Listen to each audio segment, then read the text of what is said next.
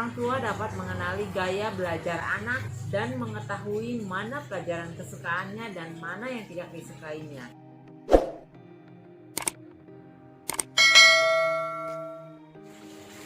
Halo, selamat pagi sahabat Meliora. Perkenalkan, saya Evaliana.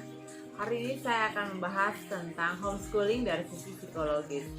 Sebagaimana yang kita ketahui, homeschooling adalah pendidikan yang dilakukan di rumah, difasilitasi oleh orang tua dan disesuaikan dengan kondisi keluarga masing-masing. Ada beberapa manfaat homeschooling. Yang pertama adalah membangun kedekatan antara orang tua dan anak. Suasana belajar yang menyenangkan lama-kelamaan akan membentuk hubungan yang akrab antara orang tua dan anak. Orang tua dapat mengenali gaya belajar anak dan mengetahui mana pelajaran kesukaannya dan mana yang tidak disukainya. Gaya belajar anak mungkin berbeda satu sama lain, mungkin juga sama antara si sulung, si tengah maupun si bungsu.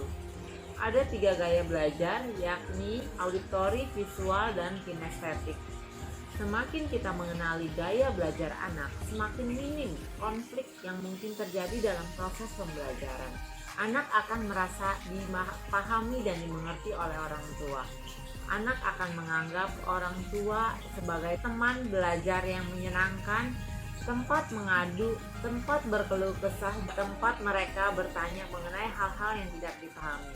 Anak akan merasa didukung dalam proses pembelajaran. Minimalisir komunikasi di dalam keluarga semakin terjaga karena anggota keluarga dapat berbicara dari hati ke hati satu sama lain tanpa merasa dihakimi oleh kekurangannya.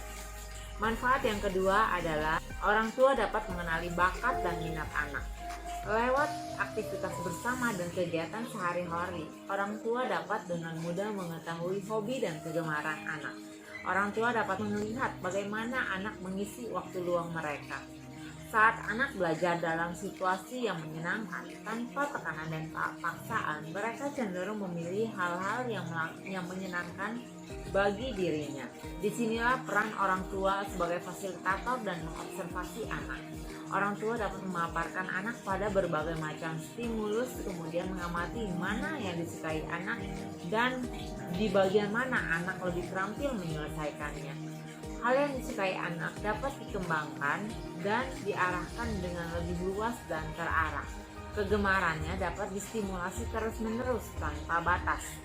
Selain itu, tidak ada target nilai yang harus dipenuhi dan dikejar untuk semua mata pelajaran, sehingga anak dapat fokus mengembangkan bakat dan minatnya tanpa harus terganggu oleh hal-hal yang tidak disukainya. Anak merasa lebih bebas dalam mengembangkan potensi-potensi dalam dirinya. Sekian dari saya, semoga bermanfaat. Terima kasih.